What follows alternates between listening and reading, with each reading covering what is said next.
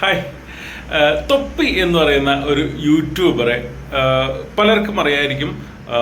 പ്രത്യേകിച്ച് കുട്ടികൾക്ക് വളരെ നന്നായിട്ട് അറിയായിരിക്കും. കാരണം ഒരുപാട് നല്ല ഇൻസ്പിറേഷൻ പിള്ളേർക്ക് കൊടുക്കുകയും പുതിയ പുതിയ വാക്കുകൾ പിള്ളേരെ ശീലിപ്പിക്കാൻ പഠിക്കുകയൊക്കെ ചെയ്തിട്ടുള്ള ഒരു മഹാനായ യൂട്യൂബറാണ് തൊപ്പി എന്ന് പറയുന്നത്. ഇപ്പോൾ തൊപ്പിയെ പോലീസ് അന്വേഷിച്ചുകൊണ്ടിരിക്കുകയാണ്. തൊപ്പിയെ പോലീസ് അന്വേഷിക്കുന്നത് എവിടെയെങ്കിലും പോയി സ്കൂളിലൊക്കെ പോയി ക്ലാസ് എടുക്കാനോ അല്ലെങ്കിൽ അങ്ങനെയുള്ള കാര്യങ്ങൾക്കൊന്നും അല്ല കേട്ടോ. പുള്ളിയുടെ വീട്ടിൽ നിന്ന് കുറച്ച് MDMA പോലീസ് പൊക്കി. അപ്പോൾ തൊപ്പി ഇത് പൊക്കിയതറിഞ്ഞ തൊപ്പി മെല്ലെ മുങ്ങിയിരിക്കുകയാണ്. അതുകൊണ്ടാണ് ഇപ്പോൾ തൊപ്പിയെ പോലീസ് അന്വേഷിച്ചുകൊണ്ടിരിക്കുന്നത്. രാസലഹരി കേസിൽ തൊപ്പി ഒളിവിൽ എന്നാണ് ന്യൂസ്. തൊപ്പി ഉൾപ്പെടെ 8 പേരാണ് ഈ കേസിലുള്ളത് കേട്ടോ. അതിൽ 3 പെൺകുട്ടികളും അടങ്ങുന്നുണ്ട്. തൊപ്പിയുടെ ഡ്രൈവറാണ് ഇതിന്റെ ഒരു സൂത്രധാരനെന്നോ അല്ലെങ്കിൽ മെയിൻ കണ്ണി എന്നൊക്കെയാണ് ആ ന്യൂസിൽ പറയുന്നത്. ഒരു ന്യൂസ് വന്നിട്ടുണ്ട്. ന്യൂസിന്റെ കുറച്ച് ഭാഗങ്ങൾ ഞാനിവിടെ കൊടുക്കാം. ലഹരി കേസിൽ യൂട്യൂബർ തൊപ്പി ഒളിവിൽ. മുൻകൂർ ജാമ്യം തേടി തൊപ്പി കോടതിയെ സമീപിച്ചിട്ടുണ്ട്. കേസിൽ ഉൾപ്പെട്ട 3 പെൺകുട്ടികളും മുൻകൂർ ജാമ്യം തേടിയിട്ടുണ്ട്. വിവരങ്ങൾ ശ്യാം ദേവരാജ് നൽകും. ശ്യാം, ഏറെ ഈ യൂട്യൂബിലൊക്കെ ഒരുപാട് ഫോളോവേഴ്സ് ഉള്ള ഒരാളാണ് ഈ തൊപ്പി. എന്തായാലും തൊപ്പി ഇപ്പോൾ ഒരു കേസിൽ ഒളിവിലാണ് എന്നുള്ളൊരു വിവരം ലഭിക്കുന്നു. ഇതിലിപ്പോൾ മുൻകൂർ ജാമ്യം തേടുകയും ചെയ്തിട്ടുണ്ട്. എന്താണ് ഈ കേസ്? മറ്റു വിവരങ്ങൾ എന്തൊക്കെയാണ്? പാലാരിവട്ടം പോലീസ് രജിസ്റ്റർ ചെയ്ത കേസാണിത്. കഴിഞ്ഞ ദിവസം ഒരാഴ്ച മുമ്പാണ് തൊപ്പിയുടെ തമ്മനത്തെ വീട്ടിൽ നിന്നും പോലീസ് രാസലഹരി പിടികൂടിയത്. പോലീസിന് ലഭിച്ച രഹസ്യ വിവരത്തിന്റെ അടിസ്ഥാനത്തിലായിരുന്നു പോലീസ് റെയ്ഡും തുടർന്ന് ഈ തമ്മനം ഗാന്ധി ജയന്തി റോഡിലെ കോച്ചേരി അപ്പാർട്ട്മെന്റിൽ റെയ്ഡ് നടത്തിയത്. തുടർന്ന് രാസലഹരി സംഭവം ഒരാഴ്ച മുമ്പ് പിടികൂടിയിട്ടുണ്ട്. പക്ഷെ ന്യൂസ് വരുന്നത് ഇപ്പോഴാണ്. നോക്കാം ഇനി എന്താണ് ബാക്കി പറയാൻ വേണ്ടി പോകുന്നത് എന്നുള്ളത്. പിടികൂടിയത് ഇത് മീഡിയം ക്വാണ്ടിറ്റി എന്ന അളവിലുള്ളതാണ് ഈ രാസലഹരി. തൊപ്പിയുടെ ഡ്രൈവറായിട്ടുള്ള ജാബറിൽ നിന്നും ആണ് ഈ രാസലഹരി പിടികൂടിയതെന്നാണ് പോലീസ് എഫ്ഐആറിൽ രേഖപ്പെടുത്തിയിരിക്കുന്നത്. ഒപ്പം ഇത് ആദ്യം പാലാരിവട്ടം പോലീസ് കേസെടുത്തത് 3 പേരെയാണ് പ്രതി ചേർത്താണ് കേസെടുത്തത്. മുഹസിബ്, സുഹൈൽ, ജാബിർ, ഇവർ 3 പേരും തൊപ്പി എന്ന നിഹാദിന്റെ സുഹൃത്തുക്കളാണ്. മൊത്തം ആകെ ഈ കേസിൽ 8 പേരാണ് ഈ സംഭവത്തിൽ ഉൾപ്പെട്ടിരുന്നത്. ഇതിൽ 5 തൊപ്പി ഉൾപ്പെടെ നിഹാദ് ഉൾപ്പെടെ മറ്റ് 4 പേരാണ് മൊത്തം 4 പേരാണ് ഇപ്പോൾ മുൻകൂർ ജാമ്യം തേടി എറണാകുളം പ്രിൻസിപ്പൽ സെഷൻസ് കോടതിയെ സമീപിച്ചത്. ഇന്നാണ് ജാമ്യാപേക്ഷ നൽകിയത്. ജാമ്യാപേക്ഷ നാളെ ഈ കോടതി എറണാകുളം പ്രിൻസിപ്പൽ സെഷൻസ് കോടതി പരിഗണിക്കുകയും ചെയ്യും.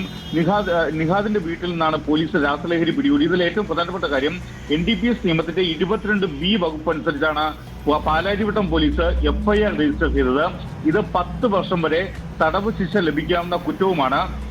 ഈ കേസ് 10 വർഷം വരെ തടവ് ശിക്ഷ ലഭിക്കാവുന്ന കുറ്റമാണ് എന്നാണ് പറയുന്നത്. വീട്ടിൽ നിന്ന്, അതായത് തൊപ്പിയുടെ വീട്ടിൽ നിന്ന് രാസലഹരി പിടികൂടിയ കേസിൽ തൊപ്പി അറസ്റ്റിലാവുകയാണെങ്കിൽ 10 വർഷം വരെ അകത്ത് പോയി കിടക്കേണ്ടി വരും.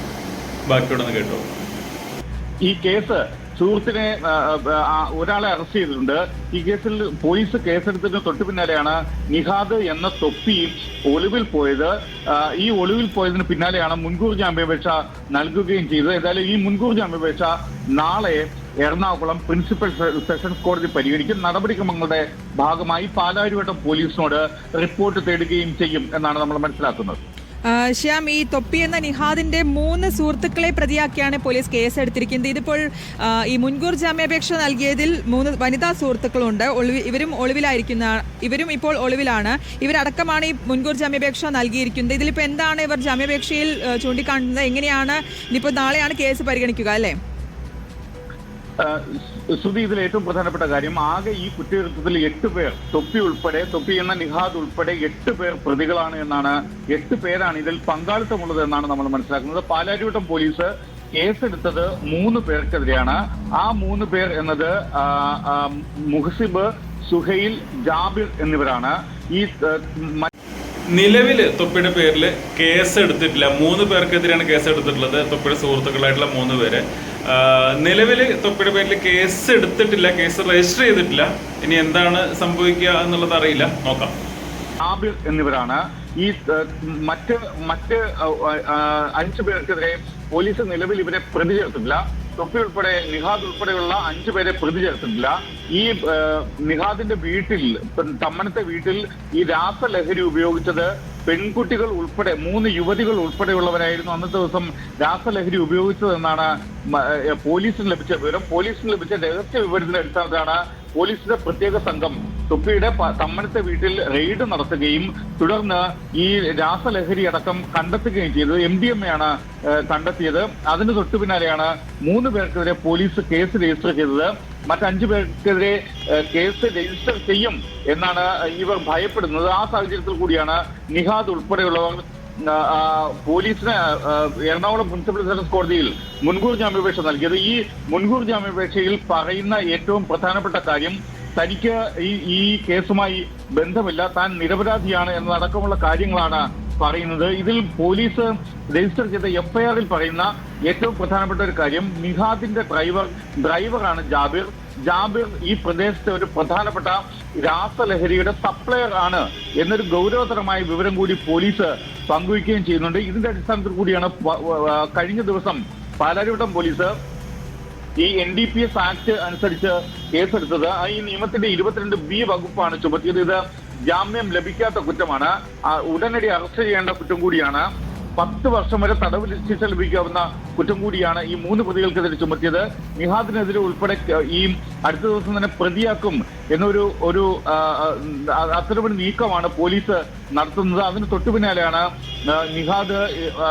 തൊപ്പി എന്ന നിഹാദ് മുൻകൂർ ജാമ്യം തേടി എറണാകുളം പ്രിൻസിപ്പൽ സെഷൻസ് കോടതിയെ സമീപിച്ചതും. ഈ മുൻകൂർ ജാമ്യാപേക്ഷയിൽ പറയുന്നത് താൻ നിരപരാധിയാണ്, ഈ സംഭവവുമായി ബന്ധമില്ല എന്നടക്കമുള്ള കാര്യങ്ങളാണ് പറയുകയും ചെയ്തത്. എന്തായാലും മുൻകൂർ ജാമ്യാപേക്ഷ നാളെ എറണാകുളം പ്രിൻസിപ്പൽ സെഷൻസ് കോടതി പരിഗണിക്കും. അപ്പൊ അങ്ങനെയാണ് കാര്യങ്ങൾ. തൊപ്പിയുടെ ഡ്രൈവർ എന്ന് പറയുന്നത് ഈ പ്രദേശത്തെ മെയിൻ രാസലഹരി സപ്ലയർ ആണ് എന്നാണ് പറയുന്നത്. ഒരു പക്ഷേ തൊപ്പി അറിയാതെ ആയിരിക്കാം പുള്ളി അത് തൊപ്പിയുടെ വീട്ടിൽ കൊണ്ടുവച്ചിട്ടുണ്ടാവുക. റെയ്ഡ് നടത്തിയ സമയത്ത് MDMA അവിടെ ഉള്ളത് തൊപ്പി അറിഞ്ഞിട്ടുണ്ടാവില്ല. അങ്ങനെയായിരിക്കും ചിലപ്പോൾ തൊപ്പി കുടുങ്ങിയിട്ടുണ്ടാവുക. നമുക്ക് പറയാനായിട്ട് പറ്റില്ല. തൊപ്പി പല വീഡിയോകളിലും പറയുന്നുണ്ട്, ഞാൻ അങ്ങനത്തെ സാധനങ്ങളൊന്നും ഉപയോഗിക്കുന്നില്ല, ലഹരി സാധനങ്ങൾ ഇന്നേ വരെ ഉപയോഗിക്കില്ല എന്ന് തൊപ്പി പല വീഡിയോകളിലും പറഞ്ഞ് നമ്മൾ കേട്ടിട്ടുണ്ട്. ചിലപ്പോൾ ഈ പറഞ്ഞതുപോലെ ഈ ഡ്രൈവർ തൊപ്പി അറിയാതെ വീടിനകത്ത് കൊണ്ടുവച്ചതാവാൻ സാധ്യതയുണ്ട് ആണ് എന്നല്ല പറയുന്നത്, മറിച്ചും സാധ്യതയുണ്ട്. കാരണം തൊപ്പിയുടെ ലാസ്റ്റ് ലൈവ് കണ്ടിട്ടുള്ള ആളുകൾക്ക് മനസ്സിലാവും തൊപ്പി ഭയങ്കരമായിട്ട് ഡിപ്രഷനായിട്ട് മുടിയൊക്കെ മുറിച്ച് കളഞ്ഞ് ഇനി തൊപ്പിയില്ല, ഇനി ഒരു മനുഷ്യനായിട്ടാണ് വരും, ഇനി തൊപ്പി എന്ന ക്യാരക്ടർ ഇല്ല എന്നൊക്കെ പറഞ്ഞ ഒരു പ്രത്യേക രീതിയിലുള്ള ഒരു ലൈവാണ് ഒരു മാസം മുമ്പ് പുള്ളിയുടെ ചാനലിൽ വന്നത്. അപ്പോൾ എന്താണ് സംഭവിച്ചതെന്ന് നമുക്ക് പറയാനായിട്ട് പറ്റില്ല. പങ്ക് ഇല്ലാതിരിക്കട്ടെ എന്ന് തന്നെയാണ് നമ്മളെല്ലാവരും ആഗ്രഹിക്കുന്നത്. കാരണം തൊപ്പി കുട്ടികൾക്ക് ഒരു എൻ്റർടൈനറാണ്. ഇനിയും നല്ല വീഡിയോകൾ അന്ന് പറഞ്ഞതുപോലെ, അതായത് ലാസ്റ്റ് ലൈവിൽ പറഞ്ഞതുപോലെ നല്ല വീഡിയോകളുമായിട്ട് ഇനി വരുമെന്നാണ് പറഞ്ഞത്. അപ്പം അങ്ങനെ നല്ല വീഡിയോകളുമായിട്ട് വരാൻ തൊപ്പിക്ക് കഴിയട്ടെ, ഇതിലൊന്നും പങ്കില്ലാതിരിക്കട്ടെ എന്ന് പ്രാർത്ഥിക്കാനും വിചാരിക്കാനും മാത്രമേ ഇപ്പം നമുക്ക് കഴിയൂ. എന്തായാലും സംഭവം തൊപ്പിയുടെ വീട്ടിൽ നിന്ന് പിടികൂടിയിട്ടുണ്ട്. 10 വർഷം വരെ ജയിലിൽ കിടക്കാവുന്ന കുറ്റമാണ്. അറസ്റ്റ് ചെയ്താൽ ജാമ്യം പോലും ഇല്ലാത്ത വകുപ്പാണ്. ഇങ്ങനെയൊക്കെയാണ് സംഗതികളുടെ കിടപ്പ്. എന്തായാലും സത്യം പുറത്തു വരട്ടെ, കാര്യങ്ങളൊക്കെ നല്ല രീതിയിൽ അവസാനിക്കട്ടെ.